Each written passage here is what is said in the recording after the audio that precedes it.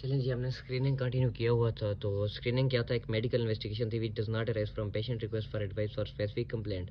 और इसका रेशनल मैंने क्या कहा था कि अगर स्मॉलरली एंड अर्ली डायग्नोस हो तो उसका लेस चांस होता है मेटास्टेसिस का, और क्यूर का भी चांस ज़्यादा होता है। स्क्रीनिंग टेस्ट कामयाब कब है, जब उसकी एक्सेप्टेबिलिटी बहुत ज़्यादा हो और अर्ली डिटेक्शन कि अगर आप कर लें तो आपके पास एक ऐसा वे भी हो कि आप उसको फर्दर स्प्रेड होने से प्रिवेंट कर सकें। तो ये हमने पिछले लेक्चर में कर लिया था, वो कट हो गया था।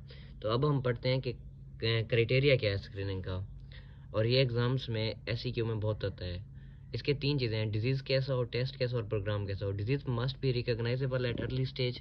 अर्ली स्टेज पे डिजीज़ रिकॉग्नाइज हो, उसके अर्ली स्टेज पे ट्रीटमेंट इफेक्टिव हो, और डिजीज़ इतनी कॉमन हो कि आपको स्क्रीनिंग करनी चाहिए। ये नहीं कि एक इंतहाई रेयर डिजीज़ है और आप उसकी स्क्रीनिंग स्टार्ट कर दें। मतलब कॉमन डिजीज़ हो और उसकी ट्रीटमेंट भी अर्ली स्टेज पे इफेक्टिव हो और अर्ली स्टेज पे डिजीज़ रिकॉग्नाइज भी हो उसके।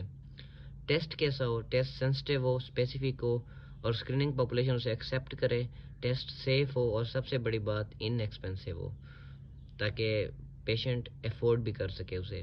और प्रोग्राम कैसा हो, प्रोग्राम में इतनी एडिक्वेट डायग्नोस्टिक फैसिलिटीज़ हों for those with a positive test, और क्वालिटी ट्रीटमेंट अवेलेबल हो। अगर आप स्क्रीनिंग से डिजीज़ डिटेक्ट कर लें और क्वालिटी ट्रीटमेंट ही ना हो फिर क्या फ़ायदा। और इसके अलावा रेगुलर इंटरवल पे आपने स्क्रीनिंग को रिपीट करनी है।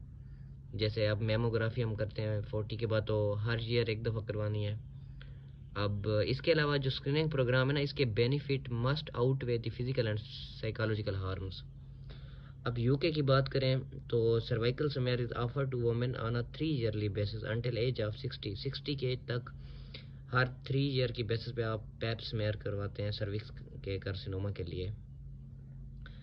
इसके अलावा जो अमेरिकन कैंसर सोसाइटी है ना, उसने रिकमेंड किया है कि जो मेमोग्राफी है ना वो स्टार्ट करनी है एट द एज ऑफ 40।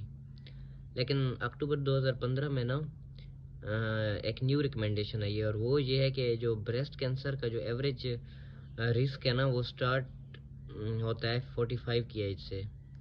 सो आपने मेमोग्राफी स्टार्ट करनी है 45 की एज से।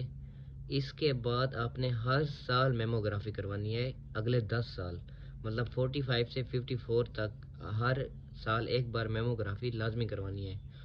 और उसके बाद 54 के बाद, मतलब इस 45 से 54 में ब्रेस्ट कैंसर का चांस बहुत ज़्यादा होता है। 54 के बाद फिर इतना चांस नहीं होता, तो फिर आपने एक साल छोड़ के फिर एक साल करवानी है, मतलब 2 साल में एक बार।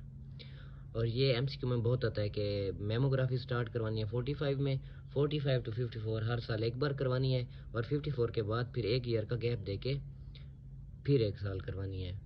तो ये हमारी स्क्रीनिंग का टॉपिक कंप्लीट हो चुका है, और उम्मीद है आपको ये समझ भी आ गया होगा। फिर आगे हम नेक्स्ट वीडियो में स्टार्ट करते हैं grading and staging. Thank you.